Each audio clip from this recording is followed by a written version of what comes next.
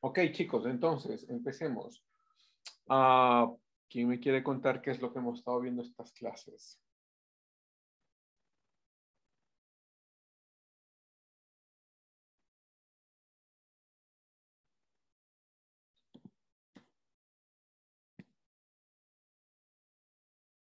Bien, entonces vamos primero con Alejandra, luego Alex y luego Tatiana. Alejandra, por favor. Buenos días, profe. Lo que en las anteriores clases estábamos viendo era sobre Agustín de Hipona, que era conocido también como San Agustín. Fue un escritor, teólogo y filósofo cristiano.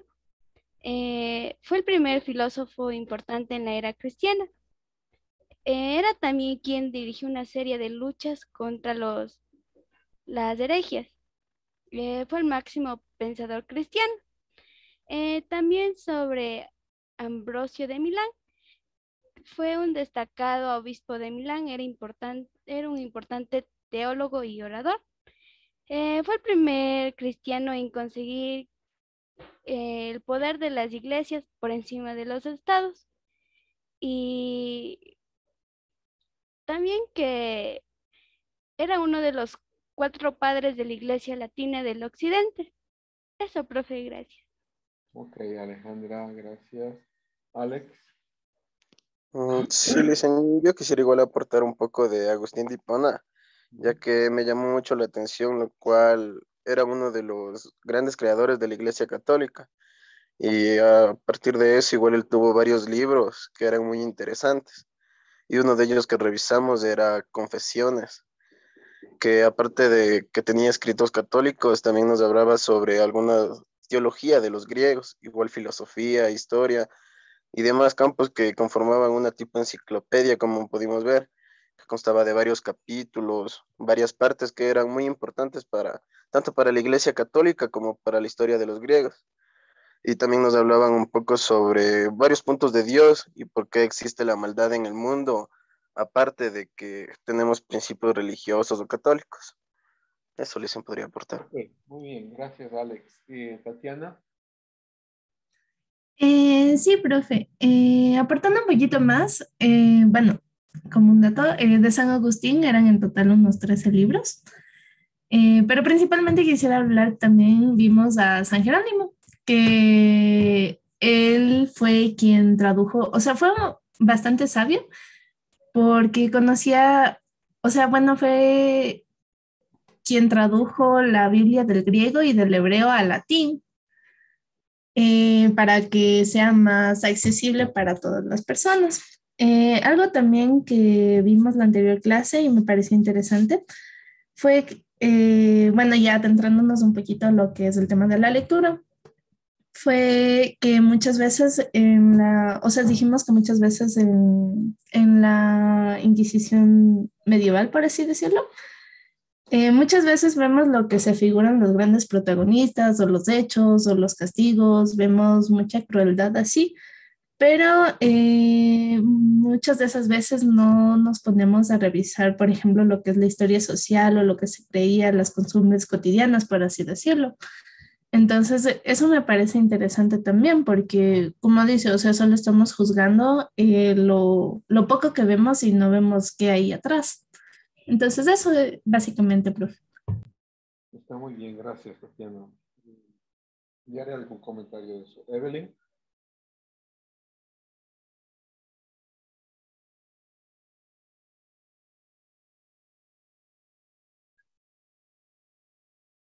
Evelyn, ¿no quería hablar?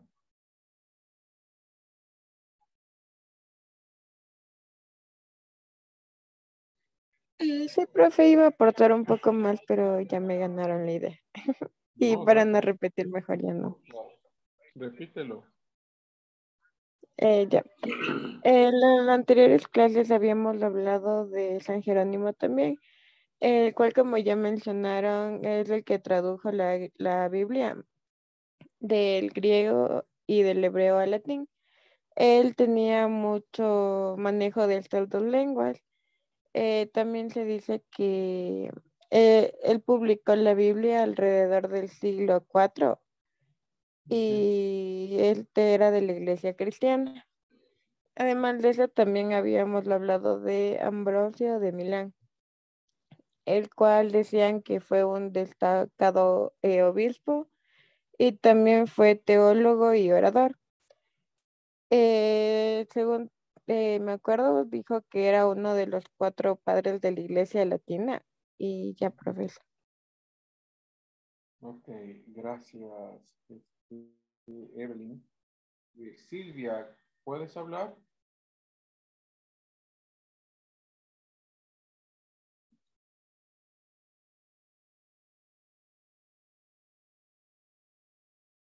Silvia, ¿o no puedes con tu micrófono?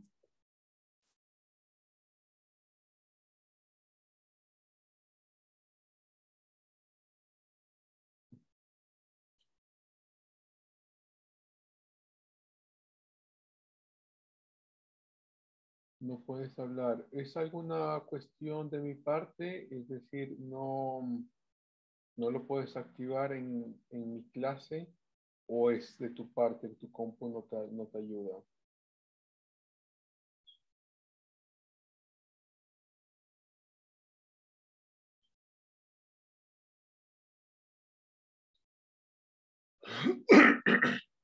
Ok, listo, Silvia. Ya lo he puesto, ¿no? Ya está acá. Ya lo voy a comentar también. Gracias. Marcos Sánchez.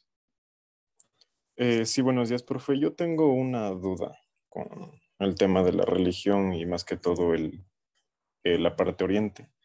Ujú. Recordemos que el idioma es la gran herramienta que tenemos de comunicación, ¿verdad? Y tanto los idiomas de Occidente como de Oriente son muy, muy distintos.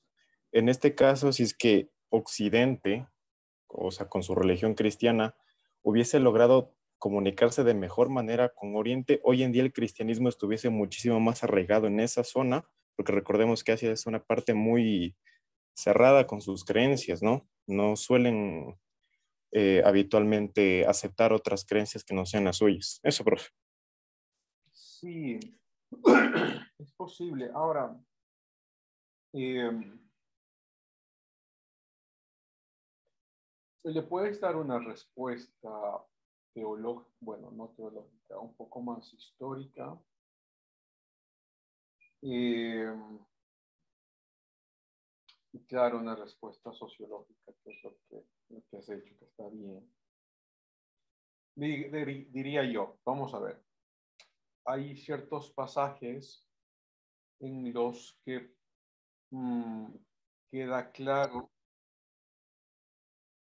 que Pablo y algunos otros de los discípulos decidieron no viajar a Oriente.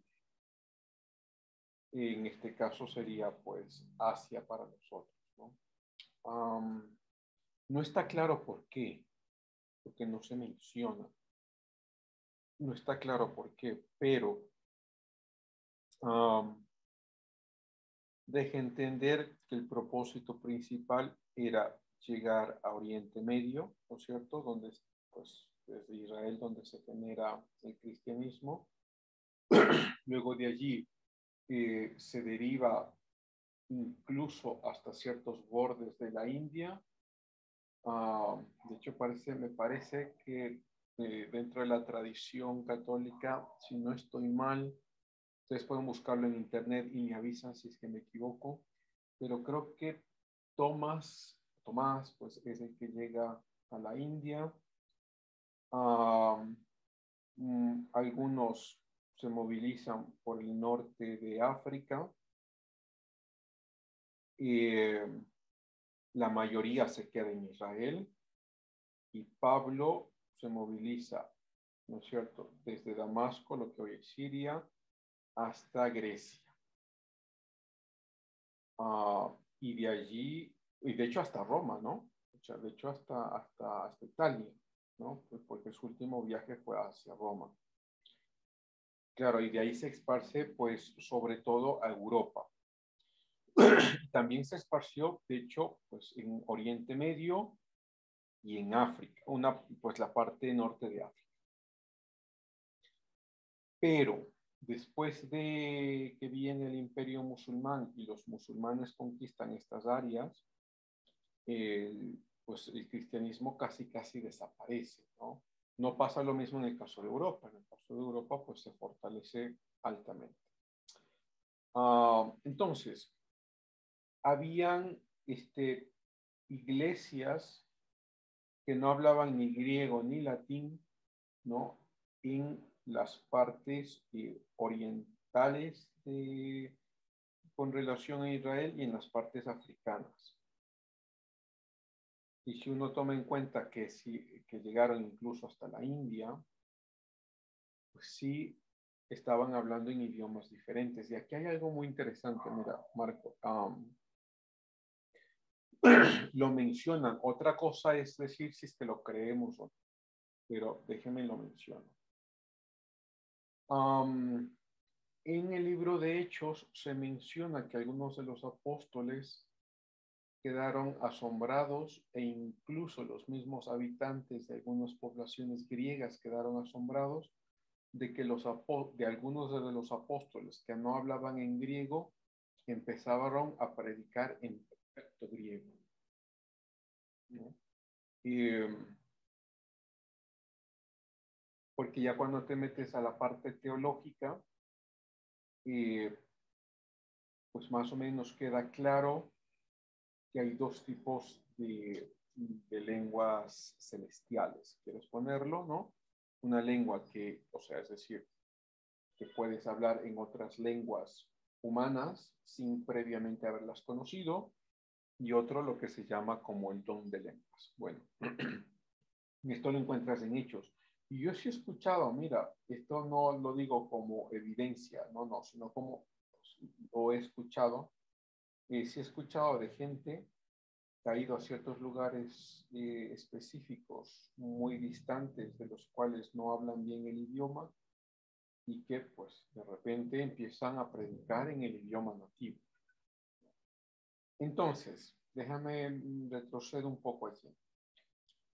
Vamos a suponer que Dios sí existe, ¿no? Porque esta no es una clase pues teológica, aunque sí hablamos mucho de eso. Pero supongamos por un segundo que Dios sí existe.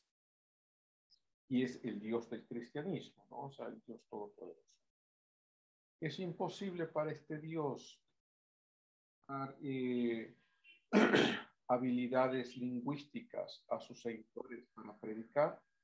Pues la respuesta es clara, ¿no? No. Entonces, me parece a mí que la respuesta de por qué el cristianismo no llegó a Asia y sí llegó a Europa de una forma muy fuerte, es una respuesta histórica y una respuesta, diría yo, incluso teológica.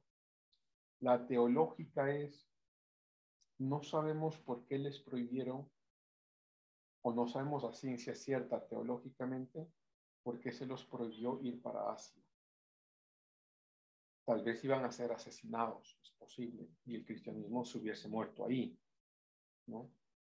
Y es posible. Y la otra, la histórica, pues bueno, o sea, se quedaron en la parte de Europa donde no existía persecución. No había persecución ya los cristianos, ¿no? Eso pasó al principio del Imperio Romano y al final no había persecución, pero luego en la otra parte, en la parte donde se crea el Imperio Musulmán, pues sí hay, por lo menos después de 2 siglos de que aparece el Imperio Musulmán, empieza una persecución brutal. Eso podría ser. Ok, tengo 2 personas más allí. Marco, ¿quieres decir algo más? No, profe, con eso queda bastante clara las explicaciones del por qué Asia se cerró mucho. Gracias, profe. Ok, gracias a ti. Vamos con Juan Josué. Sí, tenía una pregunta, más que todo, quizás es una pregunta de carácter muy abierta. Y, o sea, va relacionada con la religión, pero a la misma vez desearía separarla porque una cosa es la religión, pero otra la Iglesia Católica más como institución y el por qué, a pesar de ya existir tantos años y estar envuelta en tantas cosas, incluso actualmente, ha perdurado la misma? ¿A qué se debe? A ver, vamos a ver. Es interesante la pregunta, sí, muy buena.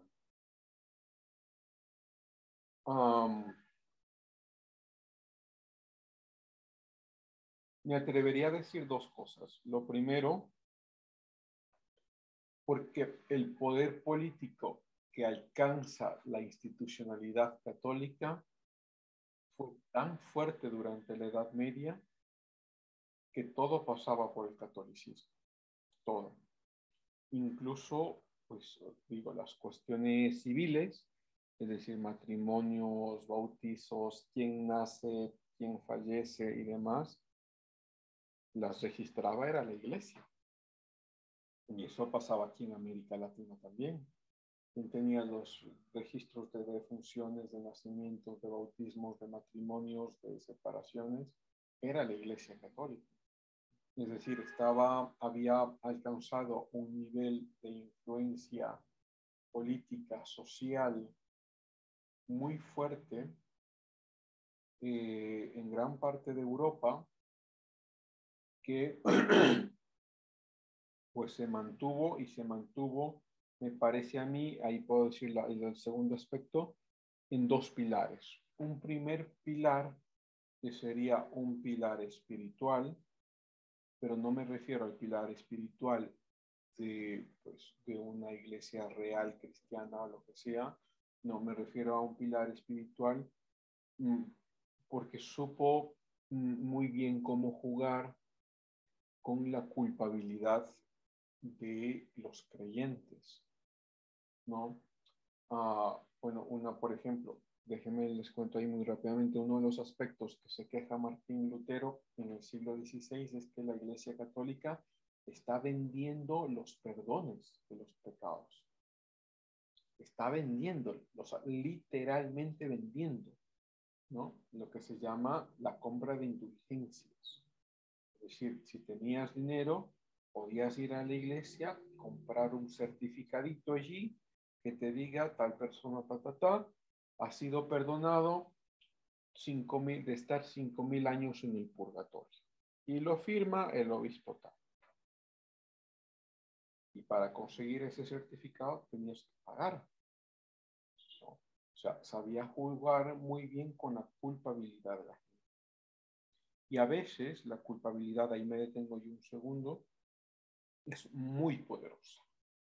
Está bien sentirse culpable cuando has hecho algo inmoral. Claro que sí, está muy bien, porque corrige nuestras acciones. No, si has matado a alguien y te sientes culpable, muy bien, porque te llevará posiblemente al arrepentimiento, a aceptar tu culpa, ¿no? Y pues de ahí a caminar y hacer cosas mejores, ¿no? Que has robado a alguien y te sientes culpable, bueno, esa culpabilidad puede ayudarte, ¿no? A devolver lo que has robado, pedir perdón y demás. O sea, hay cierta culpabilidad que está muy bien que la sentamos, ¿no? Pero hay otra culpabilidad que es una culpabilidad mucho más cultural, que no tiene que ver necesariamente con la moralidad, pero que igual influye sobre nosotros, ¿sí? Vamos a poner ahí un ejemplo. Que vas a la iglesia y te quedan viendo mal y te hacen sentir culpable porque no vas de corbata y de terno. Y te hacen sentir muy culpable. ¿Tiene que ver eso algo con la moralidad cristiana? No, no tiene que ver. Tiene que ver con la cultura. Y te hacen sentir igual de culpable.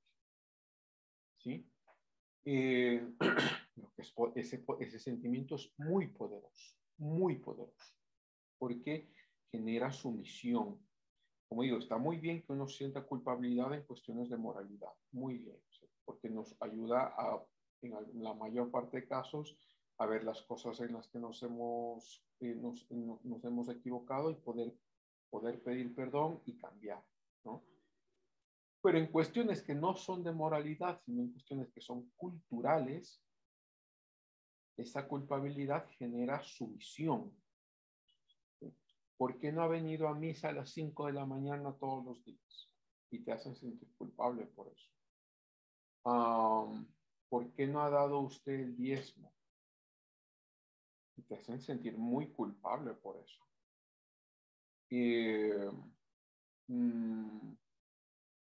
Imagínate lo que sea. Bueno, digo esto en cuestiones de iglesia, pero pasa igual en cuestiones de familia, ¿no? Pasa en cuestiones de familia, es decir, cualquier cosa, ¿no? Es decir, no sé, ¿por qué me queda viendo a los ojos cuando me saluda, cuando usted no debería verme a los ojos? No estoy inventando algo ahí. Te hacen sentir culpable. Son cuestiones culturales. Ahora, que uno debe, pues, cuando ya racionaliza estas cosas, debe identificarlas. Y en las cuestiones culturales, uno tiene dos opciones. La una opción es, te adaptas a lo que te dicen, pero teniendo en cuenta que esa no es una cuestión moral, sino que te adaptas porque pues no quieres tener problemas con la gente y demás, pues te adaptas. La segunda es decir, bueno, en esta cosa de acá sí me adapto, en esto de acá no me adapto por esta y esta y esta razón. Y das razones. No, o sea, te das razones a ti mismo. ¿Qué pasó con la iglesia católica? Que generaba culpabilidad no únicamente en cuestiones morales, sino también en cuestiones culturales. Y claro, ¿qué es lo que crea eso? Un conjunto de personas sumisas. Y aquí hago un paréntesis otra vez. La sumisión está muy bien con cuestiones morales. Sí, no debe ser muy sumiso para aceptar que matar está mal, que robar está mal. O sea, cuestiones morales. No es que ser sumiso, aceptar que esas cosas están mal. Pero cuando ya son cuestiones culturales, la sumisión puede ser muy peligrosa, porque la cultura cambia de repente, la cultura nos dice cosas raras, porque nuestra cultura a veces nos llena de ideas que son, pues, alocadas. Como por ejemplo la Inquisición. Culturalmente, la mayor parte de personas estaba de acuerdo con la Inquisición. Y si te encontrabas que alguien no estaba de acuerdo, pues te hacían sentir culpable, ¿no? O culturalmente, si tú vivías en Alemania en la década de los 30, 1930, culturalmente estaba muy bien que discrimines a los judíos. Estaba muy bien. Pero ¿y por qué dejas entrar a este judío a tu tienda? Te hacen sentir culpable de cuestiones que son culturales. Y resulta que algunas de estas cuestiones culturales son inmorales. Entonces, ¿dónde pongo yo, por ejemplo, dónde pongo yo el límite? Las cuestiones culturales a mí no me causan mayor problema, pues las sigo, además. ¿Dónde pongo el límite? Cuando estas cuestiones culturales van en contra de la verdad o van en contra de la moralidad. Ahí yo personalmente, ahí pongo yo el límite. Si una cultura X me dice, es que el universo siempre existió, el tiempo es circular, es espiral, estamos repitiendo siempre lo mismo, la Pachamama siempre existió. Bueno, ahí pongo yo el límite. Digo, eso no es verdad. Eso no es verdad. El 99% de los científicos está de acuerdo de que hubo un Big Bang. Es decir, que hubo un punto de inicio. Y de ese punto de inicio, pues se ha creado una línea histórica de las cosas que han pasado. No es verdad que estamos viviendo espiralmente o que estamos viviendo circularmente. No, eso no es verdad. Ahí pongo yo el límite. O por ejemplo, si alguien me dice culturalmente, no, es que matar a niños está muy bien. No. Y todos creen lo mismo, ahí pongo yo el límite y me ha causado muchas veces problemas esto, incluso en el trabajo. Bueno, no aquí necesariamente en la universidad, en otros trabajos que he tenido, ¿no? ¿Y por qué? Porque no estoy de acuerdo con eso. Aunque la mayoría lo piense, no me importa. Es una cuestión inmoral. No voy a estar de acuerdo. Entonces, ¿Por qué la iglesia se ha mantenido mucho? Yo diría, primero, porque influyó desde el principio mucho en la política y luego porque jugó muy bien con los sentimientos de culpa de la gente. Y, claro, creas gente sumisa, gente que no piensa, ¿no? Eso. ¿Quisieras decir algo más allí?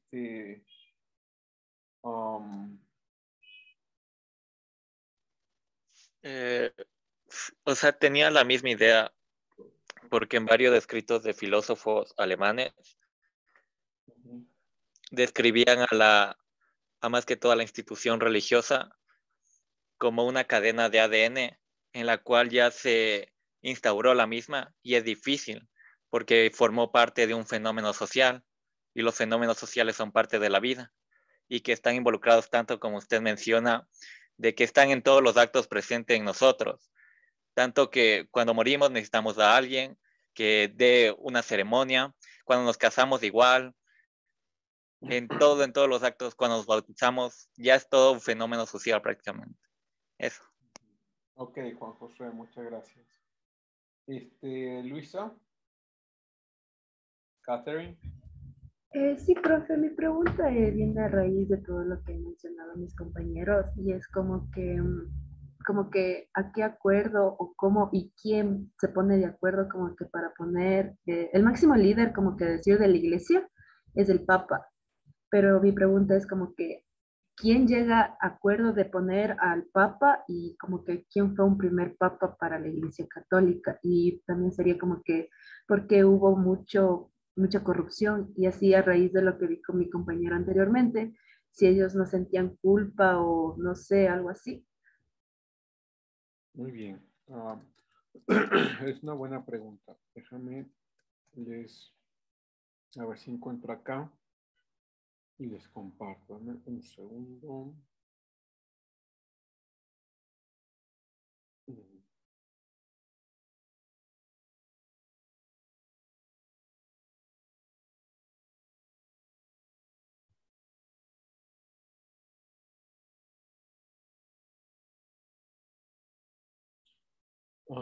Dame un segundo, nada más estoy buscando una lista de papas.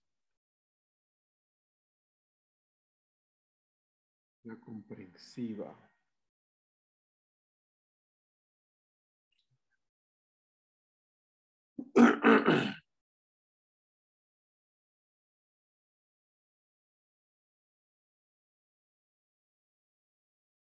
Listo, folks. Vamos aquí.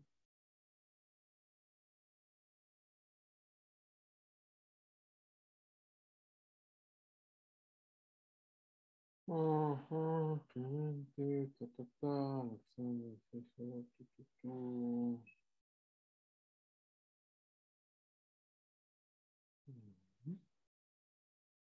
Ok, espero no demorarme. Denme un segundo. Cuarto, Eusebio, Silvestre, Félix, Quinto.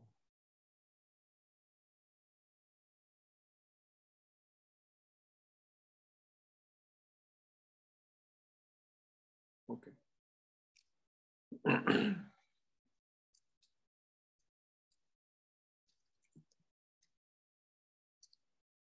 Comparto.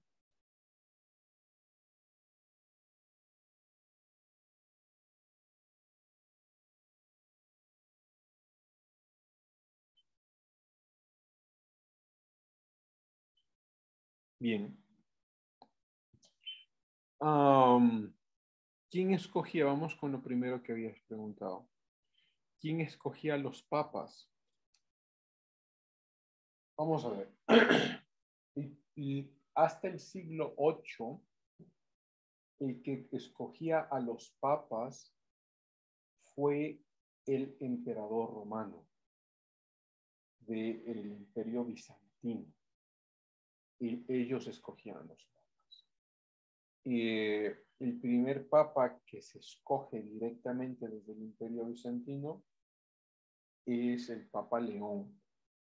y es el Papa León I. A ver si lo pongo por acá.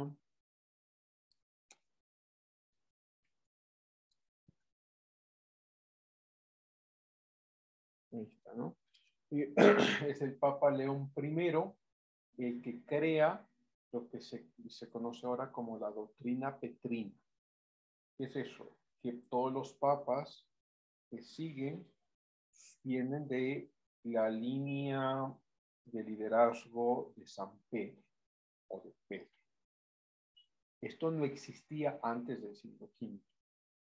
Esto se crea en el siglo V, ¿no? Que antes del siglo V no habían papas. Claro que lo que vas a encontrar en la tradición católica es que tienes una línea de papas hasta Pedro, y a Pedro lo ponen como el primer papa, pero ellos no se llaman a sí mismos papas. No, esta denominación de papas sale recién en el siglo V, ¿no? Y León I es el que crea esta doctrina, la doctrina petrina. Entonces, ¿quién decidía quién iba a ser el papa? Los políticos, el emperador bizantino, ellos decidían quiénes iban a ser los papas hasta el siglo VII. Ya después del siglo VII, y en el siglo octavo, es decir, a mediados del siglo VIII, se generan ya varios sínodos, se han generado ya varios concilios, ¿no? Y pues intentan tener cierta independencia, y empiezan a decidirse los papas dentro de la misma Iglesia Católica. Es decir, ellos mismos empiezan a decidir entre ellos quién iba a ser el papa. Entonces, para hacer una respuesta un poco lacónica, desde las primeras designaciones, la política estaba metida en la Iglesia. Y ya después, en el siglo VIII, pues ya se decidían entre ellos, pero el sabor político seguía en la Iglesia, ¿no? Y siempre estaban pues, en conflictos, ¿no? Y, hoy lo vamos a ver, de hecho. Siempre estábamos en conflictos de quién iban a ser los obispos, si es que va a poner los obispos el Papa o va a poner el rey. Siempre en algunos lugares ganaba el papado, en otros lugares ganaban los emperadores, pero siempre fue un conflicto político y recio durante estos años. ¿Quisieras preguntar ahí algo más? Sí, mi otra pregunta era como que así también de lo que estaban hablando y mencionando de la culpa, es como que ellos, o sea, hay muchos documentos y, o sea, reportajes de que en la iglesia, especialmente de los papas, hay corrupción. Entonces es como que si ellos no sentían culpa al ser la máxima representación de la iglesia, y si no sentían culpa o algo así al cometer actos que no debían cometer. Ok. Mira, bueno, déjame digo ahí alguna cosa pequeña. Una de las críticas que tiene Martín Lutero a la Iglesia Católica es que la Iglesia decía, el que te da el perdón es la Iglesia. Y en su máximo representante es el Papa. Entonces, a la final el que te perdona es el Papa, ¿no? Y Martín Lutero, claro, él decía, no, eso es una aberración teológica porque el que te da el perdón es Dios, no el Papa, ni ningún cura, ni ningún obispo, ¿no? Y entonces, si lo tomas en cuenta ese argumento, y si tú eres el Papa y tú eres el que da perdón, nadie en este mundo te pudiera dar perdón porque tú eres la mayor autoridad, la máxima autoridad. El único que te podría pedir perdón es Dios, pero tú como eres representante de Dios, casi te conviertes en un nímono, ¿no? Es decir, casi que te conviertes en un personaje que nunca es culpable de nada, ¿sí? Que hay papas que se han arrepentido y demás, claro que sí, pero por lo menos en términos generales puedes entender como alguien en esa posición, con todo el poder, que no haya encima de él nadie ni ninguno que pueda controlarlo.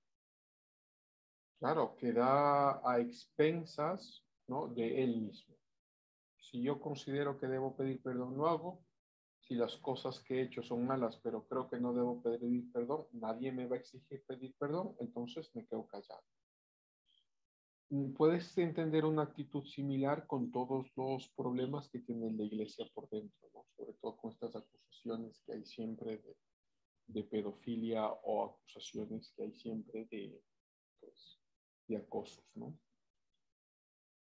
Si tú eres parte de la institución y el mayor representante del papado y el papado ya te ha dado perdón, casi que no necesitas o te sientes como en la autoridad de no enfrentar ningún juicio civil, ¿no? Y el papado ha escondido de esa forma a mucha gente. Bueno, el papado toda la institución ha escondido de esa forma a mucha gente, ¿no? Es decir, los informes de abusos por dentro, los abusos sexuales por dentro de la Iglesia Católica son muchos y muy numerosos, ¿sí? Y muchos muy calladitos. Y entonces lo que normalmente hace la institución es cogerlo de un lado y llevarlo a otro. Entonces lo cogen de Ecuador y lo llevan a Francia. O lo cogen de Riobamba y lo llevan a Guayaquil. ¿Sí? Pues ahí la gente no se da cuenta que ya se fue, nadie se da cuenta qué pasó, pues ya no hay a quien culpar porque ya el personaje se ha ido, y además que el lugar que lo recibe con bombos y platillos, pues es un personaje enviado directamente de la institucionalidad, ¿no? Y se convierte en algo que puede ser muy grave. Ya que estamos acá en internet, hay un famoso pensador, él es británico, si no estoy mal, Yiannopoulos. Milo Yiannopoulos, sí. Déjenme les cuento un poco de él.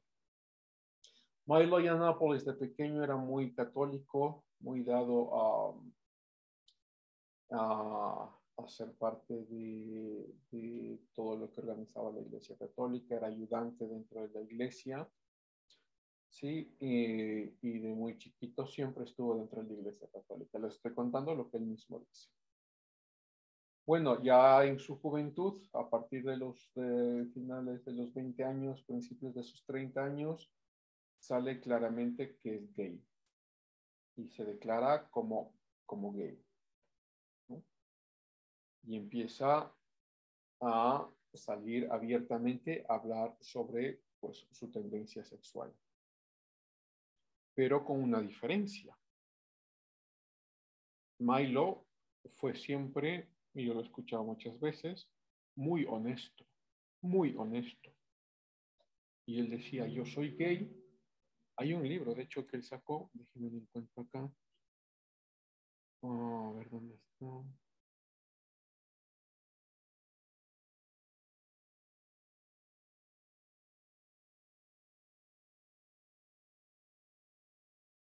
lo han puesto aquí. No. Bueno, déjenme, ya lo encontraré. Pero hay un libro que él sacó, Dangerous Milo, creo que es este, donde él cuenta toda su niñez.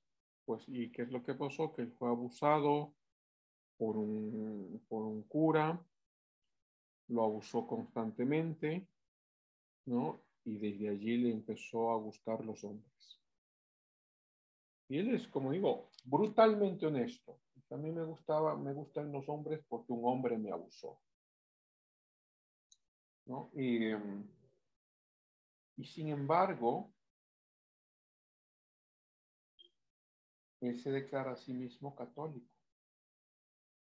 Pasó muy, porque lo que le estoy contando es en varios años, ¿no?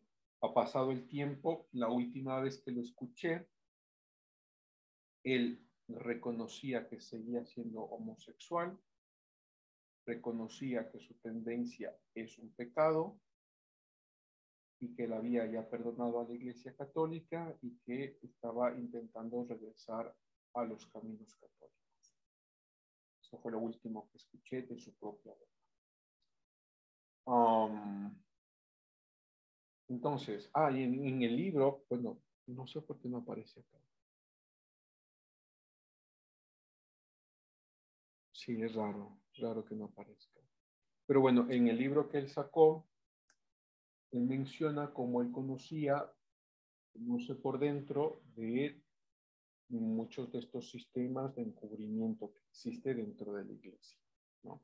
Y que la iglesia sabe muy bien cuáles son estos personajes que están en las iglesias y que tienen varias acusaciones de acoso y que los llevan de un lado a otro y demás. Bueno, ahí les cuento solo este caso específico.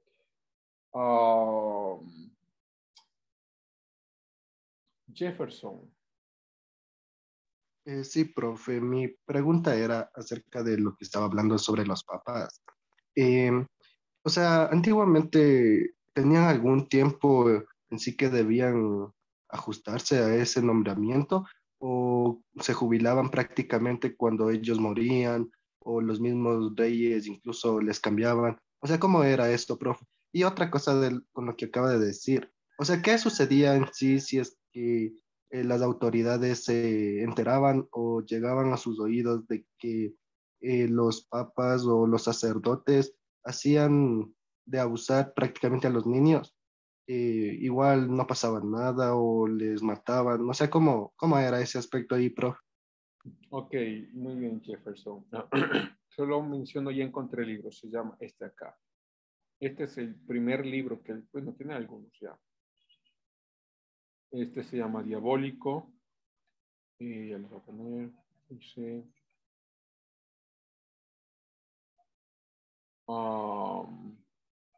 cómo el Papa Francisco ha engañado y abusado de los clérigos, y ahí cuenta su historia.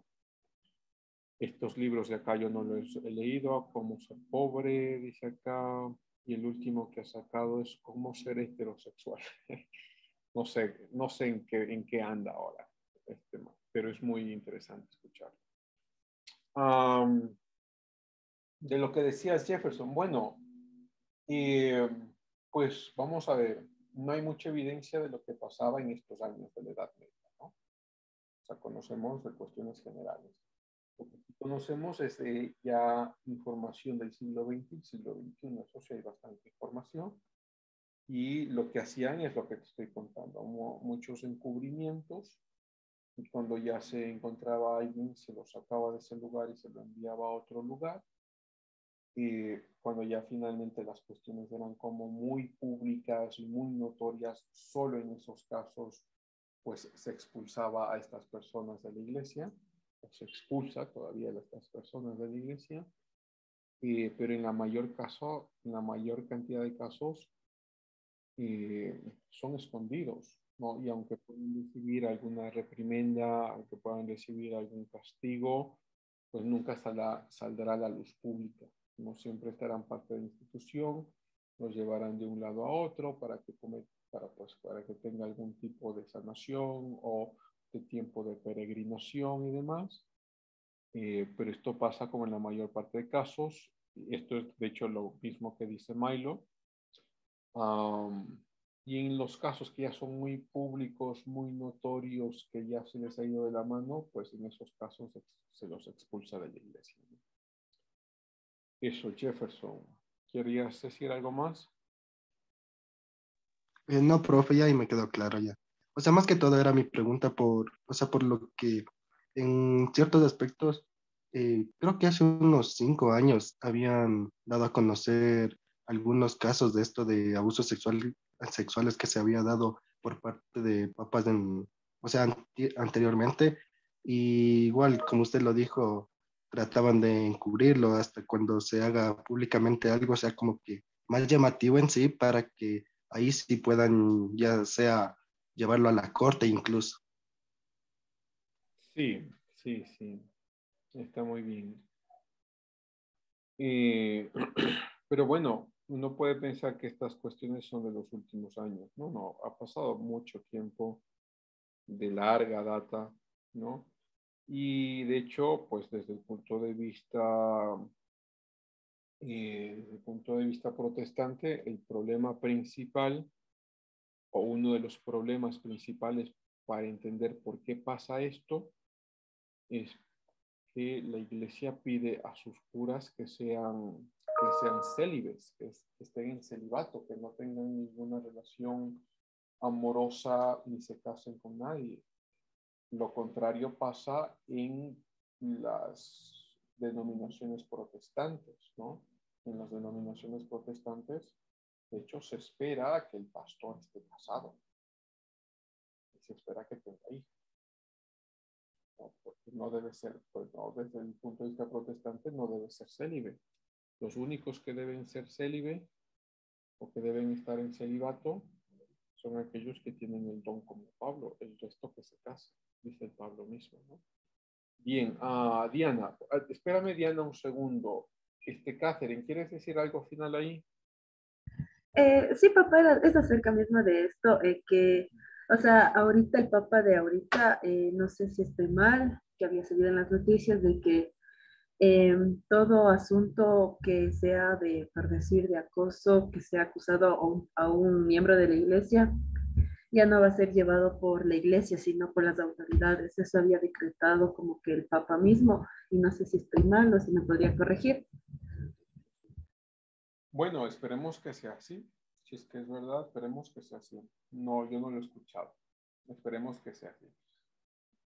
De todas maneras, hay una larga tradición de muchas centurias que nos muestra lo contrario, ¿no? Pero esperemos que sí. Gracias, Catherine. Diana.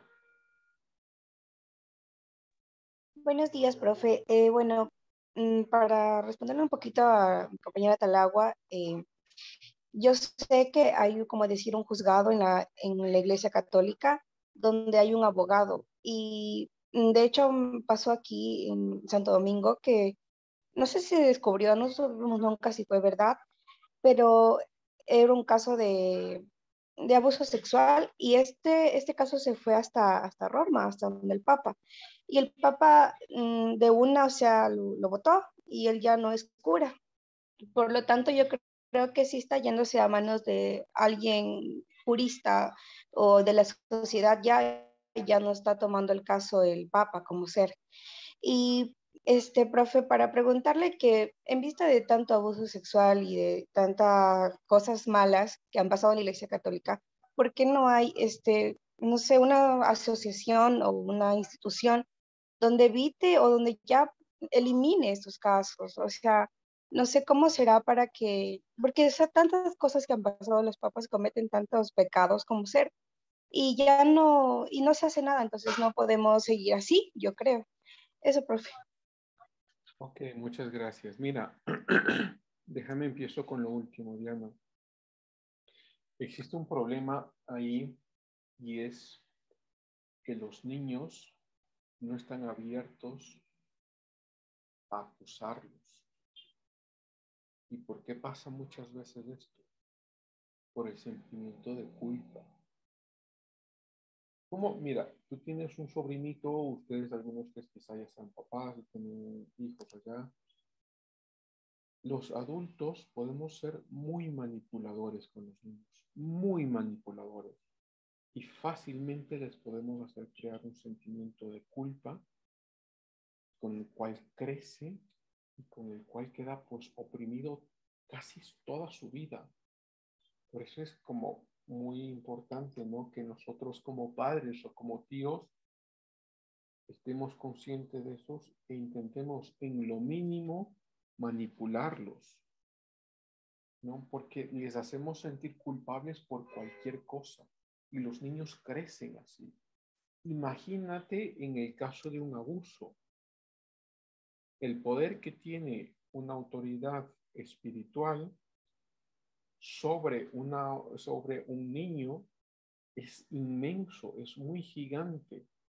Es decir, cuidado, vayas a conversar de esto porque sabes que cualquier cosa, porque sabes que esta es una cuestión entre tú y yo y Dios lo ha aprobado y Dios nos está protegiendo y si tú dices algo, pues vas a ir en contra de Dios, vas a ir en contra de la iglesia, vas a destruir la bondad del Espíritu Santo sobre nosotros. La manipulación es espeluznante. Bueno, y no pasa solo en la iglesia, ¿no? O sea, no pasa solo en la iglesia, obviamente. Pasa en muchas familias, como los tíos abusan de sus sobrinos o de sus sobrinas y siempre con este sentimiento de culpa o culpabilidad, ¿no? Y debemos estar muy, cuando ustedes sean padres, les voy a dar un consejo. Estén muy atentos cuando sus niños estén solos. No dejen a los niños solos, ni con curas, pero estoy diciendo curas, pero es toda una larga lista, ni con tíos, ni con sobrinos, ni con primos, ¿no? Ni con amiguitos. Tengan cuidado, tengan mucho cuidado, porque ahí, cuando están solitos, sin ninguna vigilancia de ningún adulto, es cuando pasan cosas que son terribles. Bueno, eso. Entonces, ¿qué es lo que diría yo, Diana? Porque muchos de estos casos no salen a la luz pública, porque las víctimas no están dispuestos a acusarlos. Por eso. ¿Sí? Y lo otro, sí, yo he escuchado de algunos casos dentro de la iglesia que se han salido a la luz pública y se han actuado. Sí, es verdad. También he escuchado de otros que no han hecho nada. Y de hecho, me acuerdo ahora de uno en específico que se lo acusó de varias cosas. No tenía que ver con abusos a menores, tenía que ver con cosas, otro tipo de cosas también muy graves. Y lo que hicieron con este personaje es enviarlo de un lado a otro, de enviarlo de una ciudad a otro para que la gente no se dé cuenta y deje de hablar de él.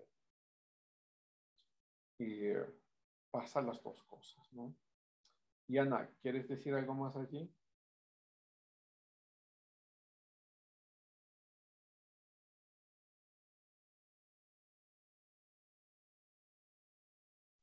Profe, ¿me decía algo? No le escuché bien.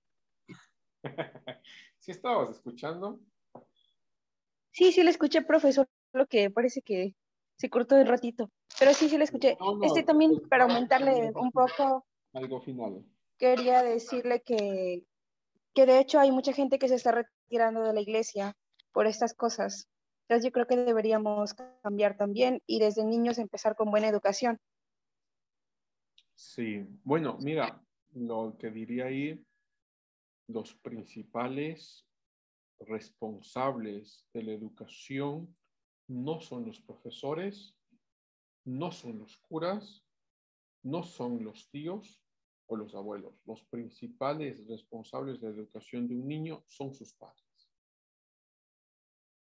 Y si este padre, por muchas cuestiones, se le ha ocurrido dejarlo solo en la iglesia o se le ha ocurrido dejarlo solito en compañía de algún tío o se le ha ocurrido dejarlo solito con algún primo, pues hay mucha responsabilidad de los padres, ¿no?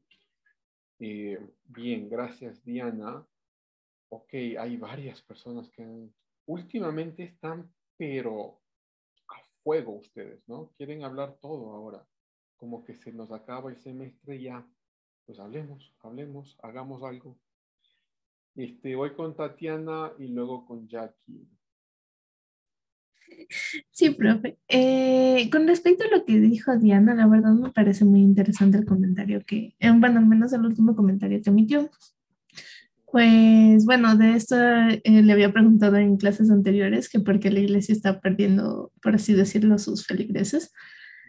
Y me parece interesante el tema que acabamos de topar, porque históricamente se ha visto que la iglesia, incluso en diferentes religiones, se glorifica a quienes son los sacerdotes, de quienes están arriba, por así decirlo, incluso a tal nivel que no recuerdo si eran los babilonios, que estos eran los enviados de Dios, algo de eso, y era como lo más alto, por así decirlo.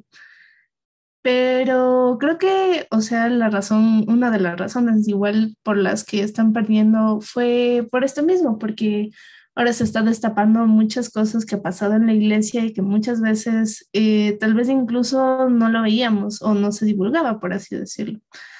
Creo que incluso es la información que está llegando y por eso muchas personas cuestionan a la iglesia, a la misma iglesia, porque al fin y al cabo, creo que durante muchos años fueron muy, o sea, fueron puestos como una divinidad, como personas que no podían hacer el mal.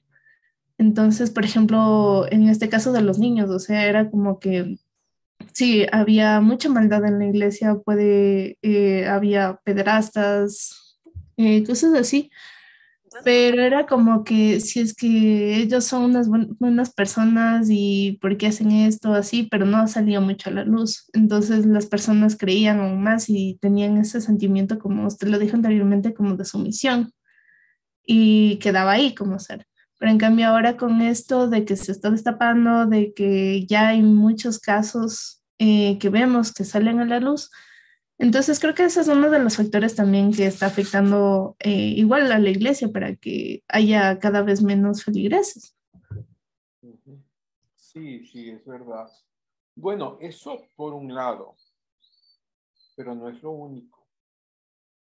Lo otro, me parece a mí que mucha gente también está sintiendo, bueno, lo que yo les he contado, es decir, el catolicismo para mucha gente es simplemente una cuestión cultural, ¿no? Cuando ya su familiar está enfermo, se está muy abierto a llamar a chamanes, a llamar a curanderos, si es que hay alguien que haga brujería también, si es que hay alguien que tenga alguna pócima ahí, lo que sea, ¿no? Es decir, son pues estos católicos culturales.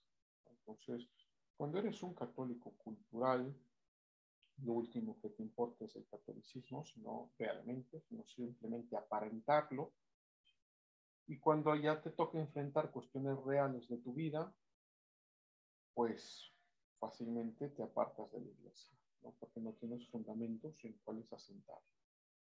Está muy bien. Gracias, Tatiana. Jackie, dame un segundo. Voy a leer lo que dice Hilary acá.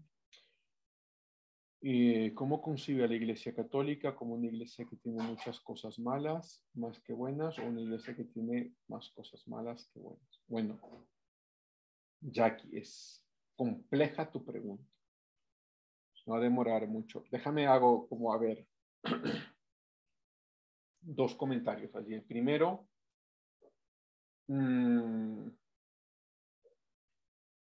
que ahí hay una diferencia teológica entre el catolicismo y el protestantismo, ¿no? La diferencia teológica es que los católicos todavía siguen enseñando que la salvación es por obras, mientras que los protestantes enseñan que la salvación es por fe. ¿Sí? Entonces, cuando nos encontramos como preguntas como las tuyas, pues a mí me hace por lo menos recordar siempre estas diferencias teológicas. Bueno, lo otro. Creo que la Iglesia Católica en la historia tiene muchos ejemplos de los dos lados. ¿Cuáles son de los ejemplos? ¿Cuáles son de las cosas rescatables de la Iglesia? Yo rescato mucho su impulso a la educación. Las primeras universidades eran católicas, ¿no? Los primeros colegios eran católicos, aunque claro, estaba pues dirigido solo como a la gente, cierta gente particular, pero por lo menos se abrieron espacios de educación.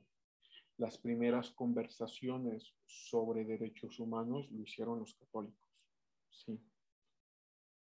¿Qué cosas me parece a mí que son muy perjudiciales de la iglesia?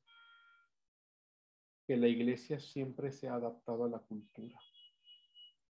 Que todos creen que debe haber Inquisición. Bueno, la iglesia se adapta y vamos a hacer la Inquisición.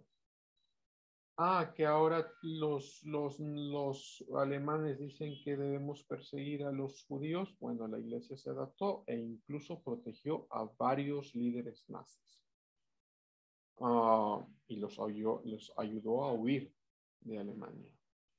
Que la mayoría de personas ahora cree que el matrimonio debe ser también entre varios sexos y independientemente de su género. Bueno, la iglesia en muchos lugares se está adaptando a eso. Como en Alemania encuentras que en Alemania, digo en Estados Unidos, varias iglesias católicas pues, casan a quien quiera. Que ahora la mayor parte de la gente cree que el aborto está bien, pues la iglesia, mucha parte se está adaptando a eso.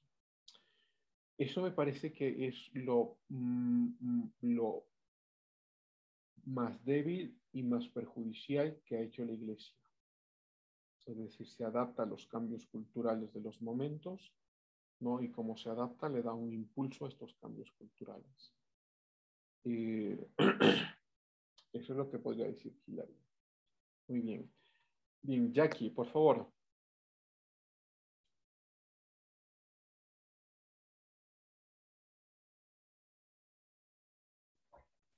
Profe, yo me preguntaba que a veces también, bueno, las leyes para ser curas, para ser padres, creo que también están un poquito muy rígidas, ¿no? Porque antiguamente tenían unas reglas y aún persisten hoy en día, pero yo creo que también deberían cambiar.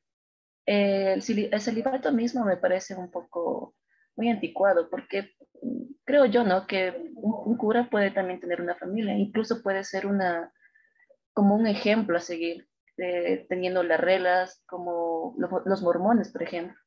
Ellos tienen como una especie de familia ejemplar y todos lo siguen. Entonces, ese era mi comentario, que deberían cambiar las reglas para ser curas y de esa manera también evitarse muchas, en este caso que estábamos hablando de la pedofilia. Y eso pues. Ok, gracias, Jackie. Pues sí, o sea, vamos a ver, teológicamente no lo puedes sostener. Es decir, el celibato no se puede sostener teológicamente. No encuentras en ninguna parte pues, del Nuevo Testamento que te diga todos los que sigan a Jesús deben ser célibes o los líderes deben ser célibes. No hay ninguna parte, sino que escogen ejemplos específicos, como el ejemplo de Pablo. Pablo era célibe, pero era célibe porque tenía el don de celibato. Él mismo lo dice en varias de sus cartas. Si tienes el don, quédate solo. Si no tienes el don, cásate. No intentes estar jugando con tu carne y decir, no, me voy a aguantar las ganas de tener una esposa. No, eso no.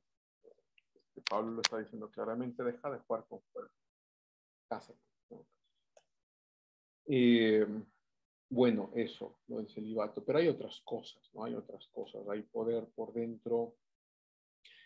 Milo Yiannopoulos, que ustedes encuentran sus libros, léanlos, pues te cuenta muchas cosas de cómo funciona la iglesia por dentro, porque la iglesia por dentro no es el dirá, son un montón de espirituales hablando de cuestiones espirituales, no, sino que es un montón de gente muy carnal que tiene posiciones políticas muy diferentes por dentro y que influyen políticamente a la iglesia. No es el único, de hecho, César Vidal, uno de estos grandes pensadores que tenemos todavía actualmente, español, él también dirá, bueno, es que hay varios grupos políticos por dentro. Hay el grupo dirá, ¿no? Hay grupos políticos que están a favor de incluso de la pedofilia. Hay varios grupos políticos que como son gays, dentro de la misma iglesia, pues están protegiéndose unos con otros cuando encuentran casos que deberían salir a la luz pública, pero que los esconden. Hay un pequeñísimo grupo político que realmente es ortodoxo y cree en las escrituras, pero el resto de estos grupos es una institución que vive luchando por dentro entre diferentes posiciones. Pero bueno, dejémoslo por allí por ahora. Ok, gracias chicos por tanta intervención de ustedes. Son un grupo muy interesante. Parecen como de aquellas novias que no hablan nada al principio, son calladitas, ¿no? No dicen nada, parecen tímidas, pero ya cuando encuentran un poco de espacio y confianza, hablan hasta por los codos. A ver, vamos a ver qué es lo que teníamos que ver hoy. Hoy teníamos que ver sobre, vamos, el Imperio Romano, el Sacro Imperio Romano.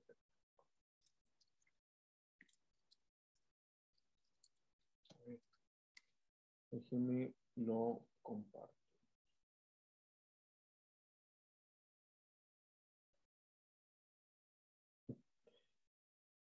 Analizamos la situación, sí, sí. Ok, déjenme lo comparto acá.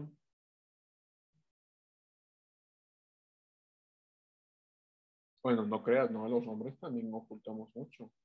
Somos muy tranquilitos y demás cuando están de novios y luego cuando ya están en confianza aparecen todas las otras cosas. Veamos. Bien, entonces nos encontramos, vamos a pasar ya directo, ya hemos hablado bastante de la iglesia, ¿no? Vamos a pasar al siglo VIII.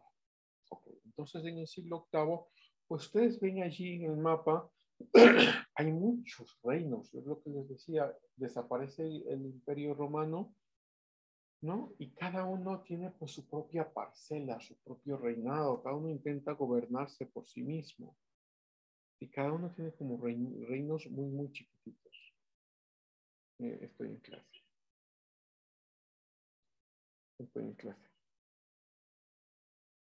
Ya, ya. Sí, sí. Bueno, nos encontramos que hay un emperador, este emperador que se llama, ¿por qué me sale aquí?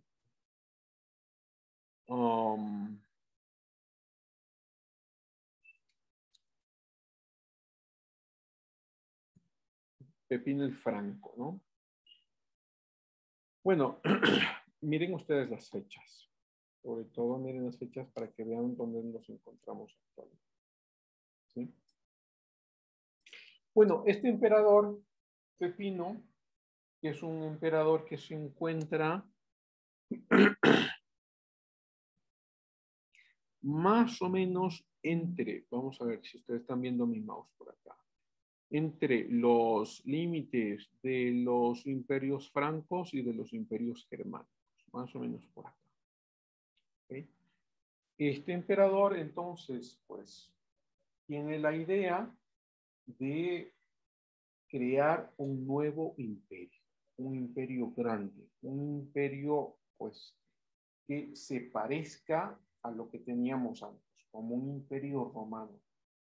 Él empieza a conquistar por un lado y por el otro, y aunque pues tuvo mucho éxito en sus conquistas, y desapareció rápidamente porque falleció a muy temprana edad. Si ustedes hacen ahí los cálculos, van a ver que fallece a muy temprana edad. Y tiene dos hijos. El uno que se llama Carlomán y el otro que se llama Carlomagno, que supongo que ustedes lo han escuchado. Bueno, estos dos hijos, ha muerto su padre Pepín ha muerto, ¿no? Y empiezan a luchar, los dos hijos empiezan a luchar por quién se queda con qué territorio. Resulta pues que los dos no se quieren, los dos hermanos no se quieren, cada uno lucha por conquistar su propio territorio, pero Carlomán fallece también a muy temprana edad y se queda todo en manos de Carlomagno. ¿Sí? Carlomagno, con la misma idea de su padre, conquista los territorios. De hecho, conquista casi todos los territorios que vemos aquí. Tuvo dos problemas Carlomagno. en conquistar los territorios lombardos, que es esta parte italiana, que ojalá estén viendo ustedes mi mouse, esta parte italiana de acá, los territorios lombardos y los territorios bárbaros de Bavaria, ¿no? Que son los territorios que ahora se encuentran en Alemania. ¿Por qué? Porque habían innumerables tribus agresivas y militares que no permitían que pues, Carlomagno llegue a estos lugares. Bueno, en el resto de lugares, Carlomagno lo conquista sin mayor problema, con dos ideas específicas. Establecer el cristianismo, en este caso el catolicismo, como religión estatal, ¿sí? Y segundo, recrear el Imperio Romano. Ya cuando se crea y hay una gran conquista de todos estos territorios, claro que Carlomagno no es que conquista a todos, conquista la mayor parte. Luego sus herederos, ya los veremos, ya veremos una lista pequeña acá, sus herederos empezarán y seguirán con la conquista, ¿no? Entonces, Carlomagno, por el un lado, empieza pues a establecer el catolicismo en todos estos territorios, ¿sí? Y segundo, a este nuevo imperio lo llama el Sacro Imperio Romano Germánico, tal como está escrito acá. Me lo pongo en otro lado.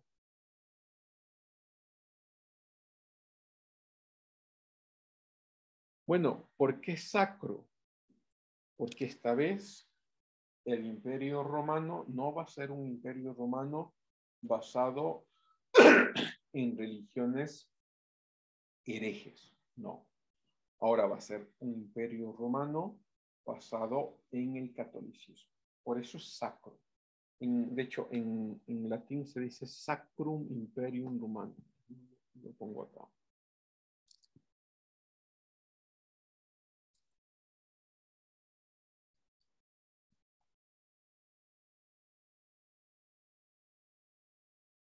Este sería el latín, ¿no? El Sacrum Romanum Imperium. Va a ser sagrado, porque esta vez es católico, ¿sí? Y va a ser romano, y va a ser germánico, porque esta vez va a estar su centro no en Roma, no en Italia, sino que va a estar en los territorios germánicos.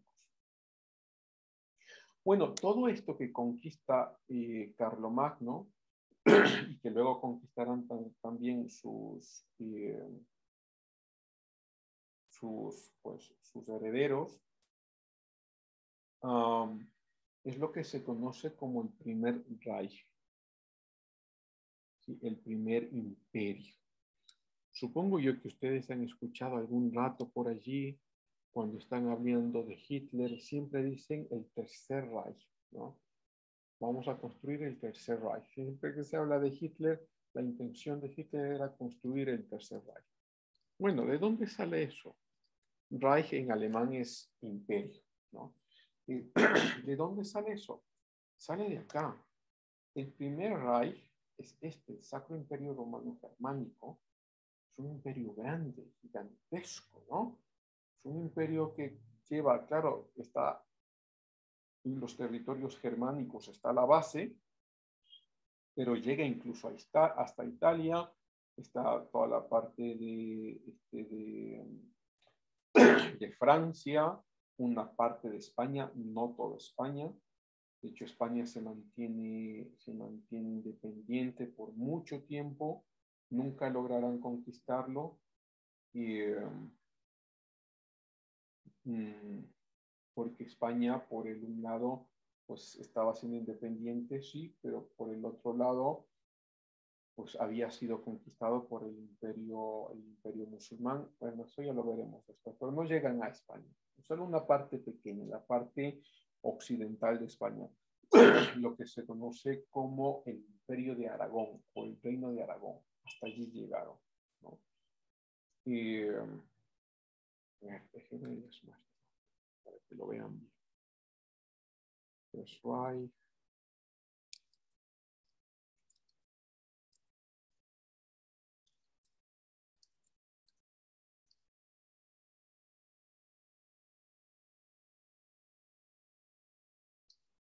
aquí hay uno muy didáctico. Ok, entonces, Sacro Imperio Germánico llega hasta acá, hasta donde es Aragón. ¿Sí? Esto, claro, esto es del siglo XV, este mapa. Aquí tenemos los reyes de Castilla y León, que eran los reyes que dieron dinero para los viajes de Cristóbal Colón. O sea, a un lado está Portugal, Granada, Navarra y Aragón. Acá, a este lado de acá, es donde se encuentra Cataluña, donde se encuentra Barcelona, que tiene su propio idioma, ¿no? El catalán, que es una mezcla entre francés, español. Hay palabras germánicas también, pero es una mezcla sobre todo entre los dos. ¿Por qué Cataluña quiere ser siempre independiente? Barcelona quiere independizarse de España. Bueno, porque históricamente no son iguales. No, Aragón era su propio reino, tenía su propio reino. Castilla y León eran dos reinos que se habían unido. Granada era su propio reino, Navarra su propio reino. Por eso España tiene o ha tenido históricamente muchos problemas de independencia, ¿no? Siempre te encuentras con un grupo o te encontrabas con un grupo terrorista que estaba declarando la independencia de algún territorio porque no se creían parte de España, ¿no? Bueno, regresemos acá. Entonces sí llegan hasta Aragón, una parte de Aragón, pero sí Francia y todos estos territorios que están acá, ¿no? Lo que ahora sería Alemania, ¿no? Lo que sería Polonia, la parte norte de Italia, y pues no llega a Portugal tampoco, ¿no? Bueno, entonces este es el primer Reich, ¿no? El primer gran imperio alemán. El segundo gran imperio alemán, lo voy a poner acá, el segundo Reich.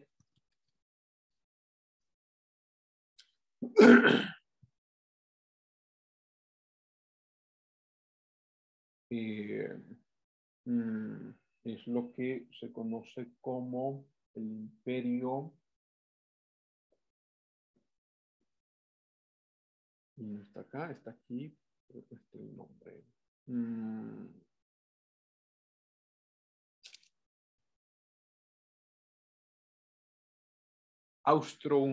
es austrohúngaro, austríaco, no, pero es austrohúngaro. ¿Cuál es el otro nombre que le dan? Bismarck, claro, el gran Bismarck. Dame un segundo a ver si lo encontramos, porque se me fue el nombre de repente, de sopetón. Prusia, justamente, ¿no? El reino de Prusia. Prusia sería el segundo Reich, ¿no? Porque está ahí, está Alemania, está Austria, está una parte de Suiza, todo eso se conocía como Prusia. Otto von Bismarck. Bismarck es muy estudiado, si alguien estudia relaciones internacionales, porque es un gran líder militar y diplomático, ¿no? Entonces Prusia. Y luego el tercer Reich era lo que quería construir Hitler, ¿no? O sea, reconstruir los anteriores Reichs, es decir, este poderío de un territorio específico sobre el resto, ¿no? En este caso el alemán. Vamos a ver. Sí, este es Prusia, ¿no? El imperio alemán. Que se quedó, claro, hasta la Primera Guerra Mundial. Luego ya todo se destruye. Alemania se lo acusa de la Primera Guerra Mundial y demás. Ok, entonces regresemos a nuestro Sacro Imperio Romano Germano. Carlomagno, ya cuando ha terminado de conquistar, aunque siempre está en problemas, como les digo, tiene problemas con los bávaros acá en Occidente y tiene problemas con los lombardos acá en el norte de Italia, porque los intenta conquistar, no se dejan, es todo pues, un dilema ahí de muchos años hasta que los pueda conquistar finalmente. Pero a pesar de ello, ya dentro del territorio del Imperio Romano, pues se instaura cierta estabilidad, hay cierta paz y hay cierta libertad. De hecho, a pesar de que el Imperio Romano exigía que debía ser católico, no te prohibía de que sigas otras religiones. O sea, sí había cierta libertad. Y por la libertad que existe acá, es lo que muchos creen, o muchos lo llaman, que hay un periodo de renacimiento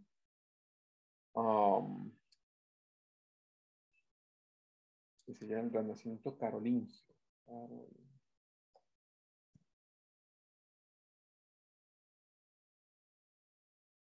Es decir, como tienes libertad, hay estabilidad política, no te están persiguiendo por lo que pienses y demás, entonces los artistas pueden dedicarse a lo suyo, los pensadores pueden dedicarse a lo suyo, no los escritores. De hecho, en el caso de los monjes se dedicaron a traducir y a traducir los libros del tiempo griego clásico.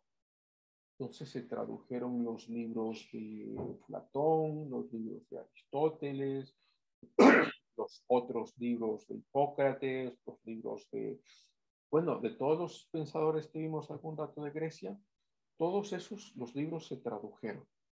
Y esta vez, claro, como estaban en griego, se tradujeron al latín. El latín se convierte en el idioma oficial de este Imperio Romano.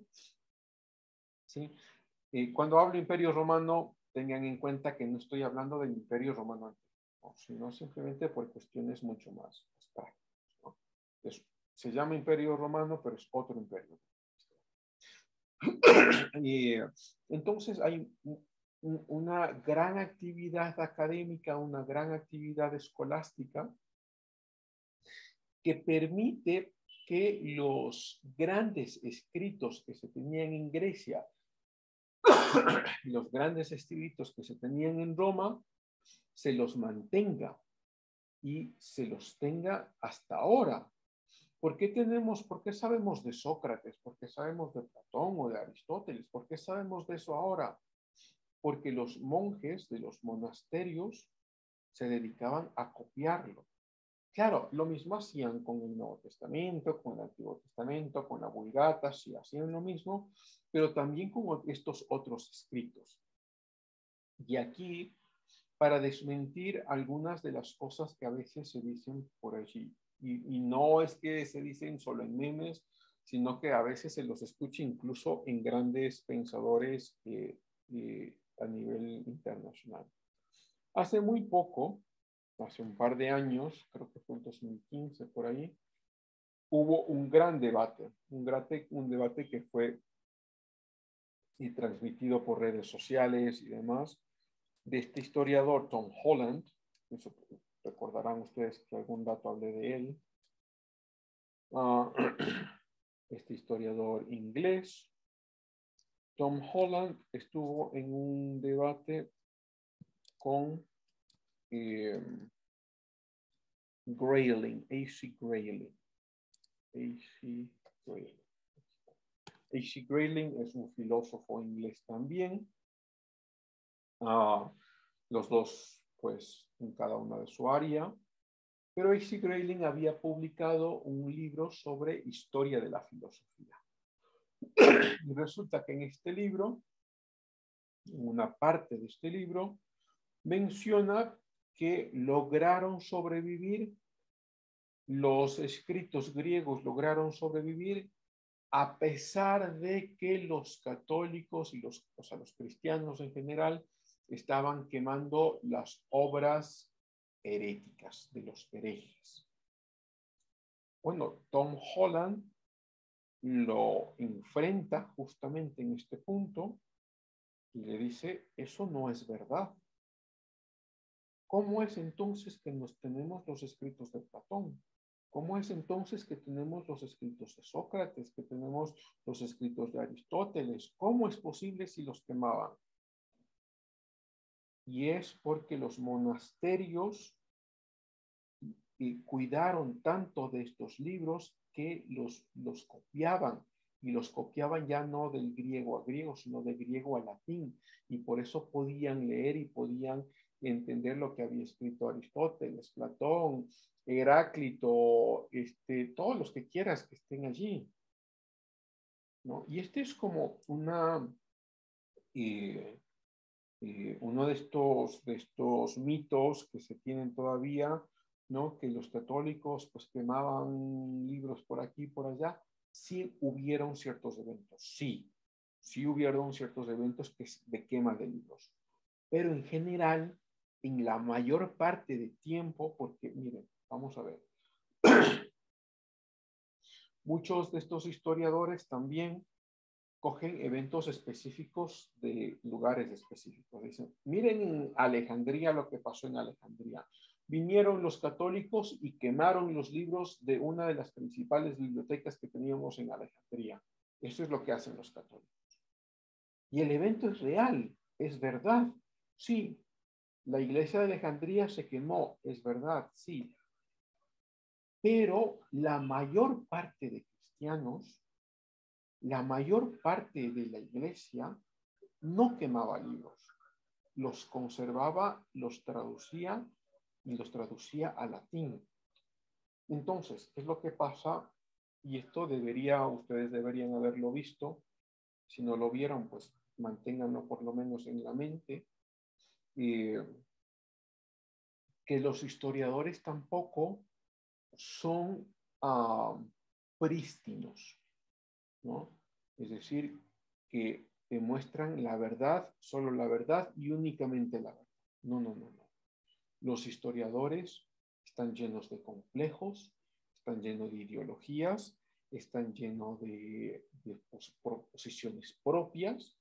Y si eres, por ejemplo, si eres un historiador agnóstico, ateo o que te apesta la religión, cogerás estos eventos históricos que sí son verdad, pero no te hablarán de lo otro.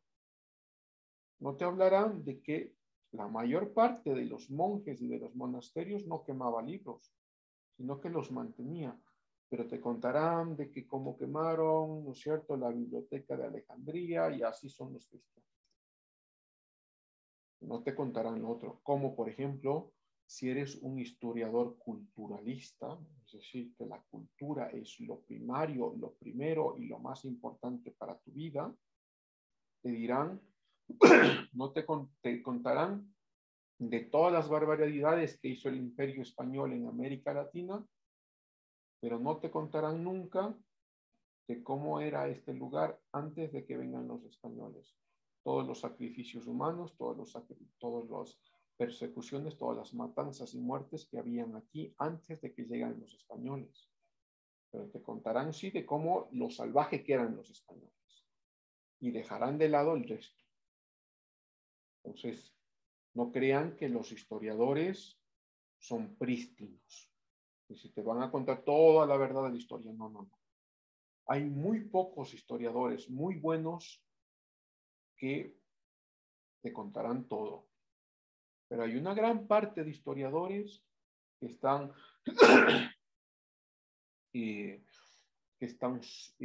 bajo pues, un contexto ideológico, están bajo un contexto cultural, están bajo algún contexto específico y que no te contarán todo, sino únicamente lo que se deba contar. ¿Sí? Yo he escrito, de hecho, un par de cosas, espero que ya me lo publiquen al respecto, y sobre todo de historia del Ecuador. Por ejemplo, me hago un par de ejemplos ahí de Ecuador. Que cuentan de lo maravilloso que fue la revolución liberal, que a través del liberalismo, por fin, este país llegó a ser laico y a ser secular, y que se dividió la iglesia del Estado, ¿no? Te cuentan lo hermoso de la revolución liberal. Bueno, pero no te cuentan las otras cosas que esta revolución liberal hizo. ¿Qué otras cosas hizo? Asesinó mucha gente. Asesinaron a muchos curas, a muchos conservadores, a muchos líderes políticos. De hecho, si alguno de ustedes vive acá en Riobamba, se acordará que tenemos un evento muy pequeño a veces, porque no se lo recuerda mucho, en el Colegio San Felipe.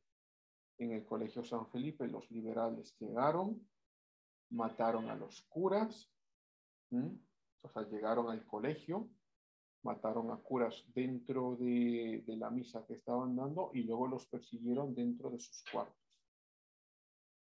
Bueno, eso los que aman a la revolución liberal no te van a contar. No te lo van a contar. ¿No?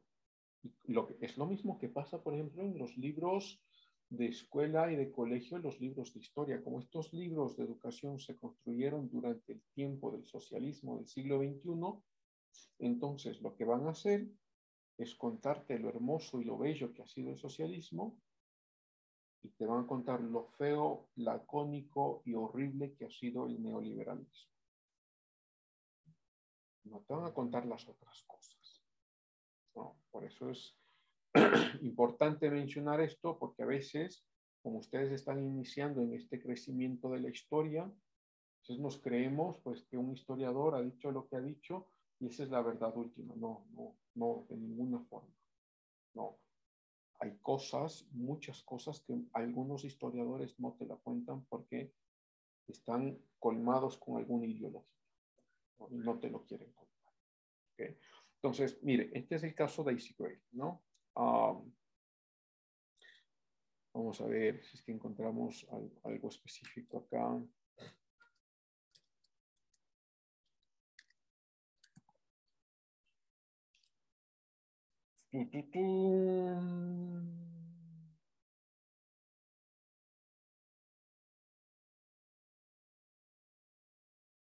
A ver, déjenme pongo algo chiquitito.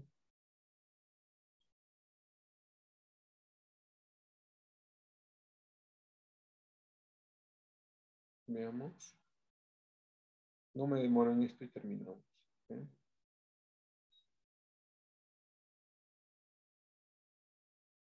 There's no contradiction between saying that the early Christians tried to efface the pagan culture. They failed. They smashed a lot of temples and they burned a lot of books. We only have evidence. Hang on a second. What evidence do we have for that? What? Oh, excelente. Este es el lugar específico. Grayling le está diciendo, pero es que aquí quemaron muchos templos, quemaron muchos libros. Y Tom Holland, que es el que está aquí, le está diciendo, ¿qué evidencia tienes de eso? ¿Cuál es la evidencia? Well, let me give you an example. We have 7 of Aeschylus's plays that we know the titles of 70. We have something like a dozen or so of Euripides. And we know the names that we don't have them because Christians destroyed them. Well, because the transmission of these things through antiquity, we know right up until the time of Cicero, right up until the time of Diogenes Laertius later on, how many of these documents had survived. And then we start. How do we know it was Christians who destroyed them? Well, we know that Christians destroyed a great deal of the material culture of antiquity. All you have to do is just read about the first couple of decades after 380 under Theodosius I. But do we have anything in whom you don't mention? You don't mention the Theodosian attack on paganism. Right up until 529 AD. Hold on a second, John. You had a long go there. Right up to 529 AD, when Justinian closed the school of Athens after 900 years of Plato's Academy was closed and the philosophers were driven out. There had been a systematic attempt to try to efface that the record and the remains of classical civilization in order to impose the Christian view on it. It didn't work in the end because in the end Christianity had to absorb and adopt it. Look at Aquinas.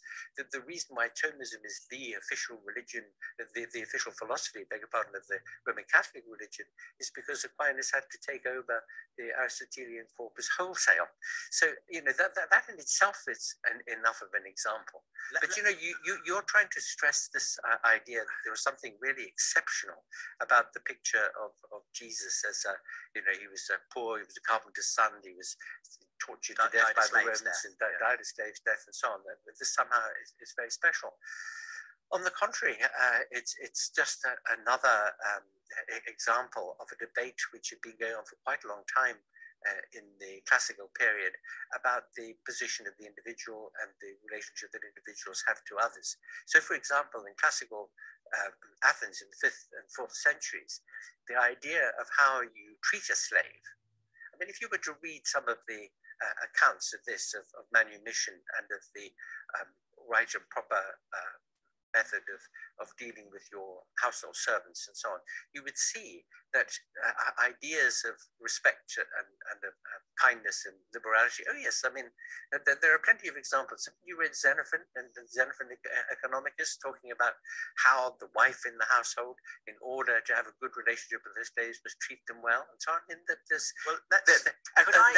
then just the clincher on this one is, John says that he cannot understand the mindset of the Caesar or the Leonidas. He finds them alien. Well, okay, but you find them alien in some way. So I find Hitler's mentality after 1500 years of Christianity equally difficult to sympathize with. Or indeed the general, was it Tilly, who was at the sack of Magdeburg in 1630? I mean, any number of examples of exactly the same kind of atrocity that occurred during the Christian period. I just want to come back to this idea that bands of Christians roamed around destroying copies of Aeschylus. We have no evidence for this whatsoever.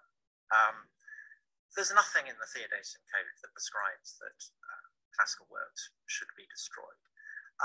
Indeed, we know that classical works were regularly copied by the monks that Anthony is so dismissive of in the introduction to his book. Much later on, several centuries. You say, remember that by this time, the Roman Empire of the East had been transformed into fully Christian Byzantium, no more interested in the careful and full preservation of pre-Christian culture than any other part of Christendom. You say that insofar as the classical text survived, it was down to the Muslims. The Iliad was first translated into Arabic in 1904. Who do you think was copying the Iliad? How do you think we have Homer? Who is doing it? It's because Christians absolutely recognize that this is part of the fabric of their culture as well, that all good things, as Origen says, are part of our heritage. Now, you will know better than... Ok, bueno, está largo, pero ustedes han escuchado ahí un poquito, les resumo muy rápido lo que está diciendo Tom Holland. No hay ninguna evidencia de lo que estás diciendo, lo contrario, muchos de ustedes, tú dices acá en el libro que los trabajos que se han traducido fueron por los musulmanes. Y allá es un ejemplo. La Ilíada, que fue escrita en griego, la primera traducción al árabe que se hace de Ilíada es en el siglo XIX. Y él le pregunta, ¿cómo pudieron hacer entonces la traducción al árabe de la Ilíada? ¿De dónde sacaron? Pues en los copias que hacían los cristianos. Bueno, ¿por qué menciono todo esto? Porque hay un renacimiento, lo que se conoce como el renacimiento carolingio. Hay un renacer de las artes, del conocimiento, de la filosofía, de la arquitectura. Claro, es católico, ¿no? O sea, de los monjes. Hay muchos monjes que se están dedicando solo a estudiar, que se están dedicando a escribir. Puedes entender entonces cómo todo este impulso que hay desde el periodo carolingio influye después para que se creen las primeras universidades. Cómo todo este impulso del renacimiento carolingio influye después para que los principales pensadores de la Edad Media sean católicos, ¿no? Como por ejemplo, bueno, hablamos de Agustín, se nos ha pasado algunos años, pero bueno, no importa, hemos hablado de los principales. Como por ejemplo Tomás de Aquino. Tomás de Aquino se lo estudia hasta ahora porque lo que escribió pues son cosas fabulosas, fantásticas. Pero ¿de dónde sale todo esto? Del impulso del imperio carolingio a la libertad, a las artes, no al conocimiento, que cada uno tenga cierta libertad, aunque era católico el imperio, pero que cada uno tenga cierta libertad de creer en lo que quiera. Ok, nos vamos a quedar aquí. Si tienen alguna pregunta, con gusto les escucho.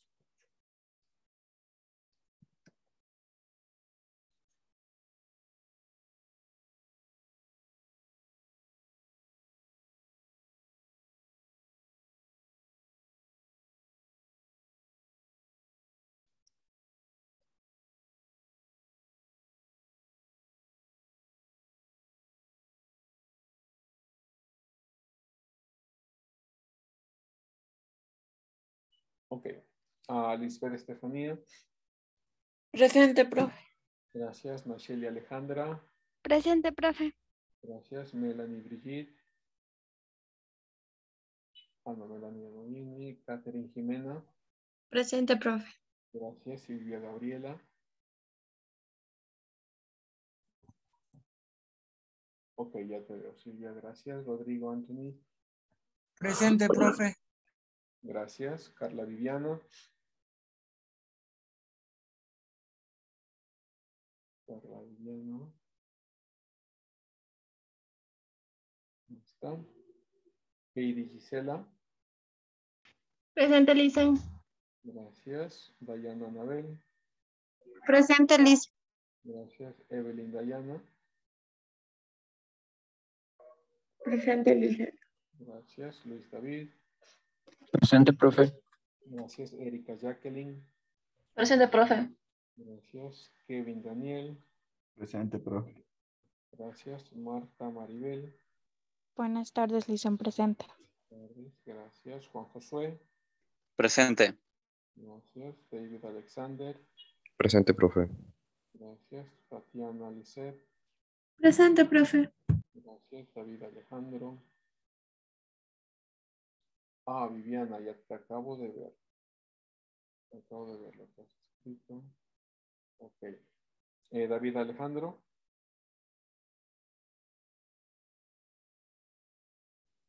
Profe, David dijo que se le había ido el internet. ¿Sí estuvo en clase? No sé la verdad, pero me dijo que le comunique. Ok, ¿alguien lo vio en clase? Ok, lo voy a poner acá como... Areli. Presente, profe. Gracias, Alex Andrés. Presente, Lisa. Gracias, Alexis Paul. Presente, Lisa. Gracias, Marta Valeria. Presente, Lisa. Gracias, Hilary Natalia. Presente, Lisa. Gracias, Marco Antonio. Presente, profe. Gracias, Diana Lisbeth. Presente, profe. Gracias, Jefferson Armando. Presente, profe. Gracias, Justin Luli. Presente, profe. Gracias, Catherine Raquel. Presente, profe. Gracias, Franklin Joel. Presente. Gracias, Ana Lucía.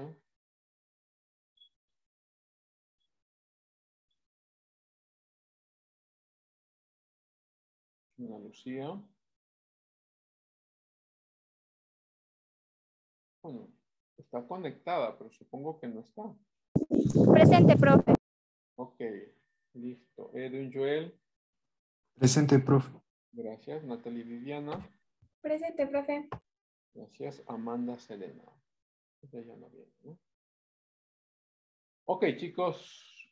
Sí, Tatiana, por favor. Profe, nosotros queríamos hacerle una pregunta, ya es más acerca de la guía de la investigación formativa. Ya, dale. Bueno, la primera pregunta que teníamos era, no sé si es que le incluimos la primera unidad del sílabo, porque me parece que la vimos a grandes rasgos. Ok. Lo que pasa es que la primera unidad del sílabo es simplemente como una introducción a toda la historia universal. Entonces ahí encontrarán que se va rápidamente por los temas. Y sí lo hicimos, pero muy brevemente. ¿Cuál era entonces la pregunta, Tatiana? No sabíamos si incluirla por esto mismo que solo lo vimos a grandes rasgos o... Incluyendo, por favor, sí. Ya, ok. Espérame. Ya. ¿Y qué van en los anexos? ¿Van imágenes del tema, evidencias de reuniones en equipo o evidencias de la guía hecha? Puede ir todo lo que has dicho. Puede ser también que pongas una imagen de la clase, una imagen de ustedes preguntando. Puede ser que pongas también un link de algún video de la clase o de algún video de trabajos que ustedes tengan, ¿no? Ya, entonces puede ir cualquier cosa. O sea, podríamos hacerle tipo apartados de las reuniones, de imágenes, cosas así, más información. Ya, profe. Entonces eso era. Es cierto. Nosotros nos estamos basando en lo que es el sílabo.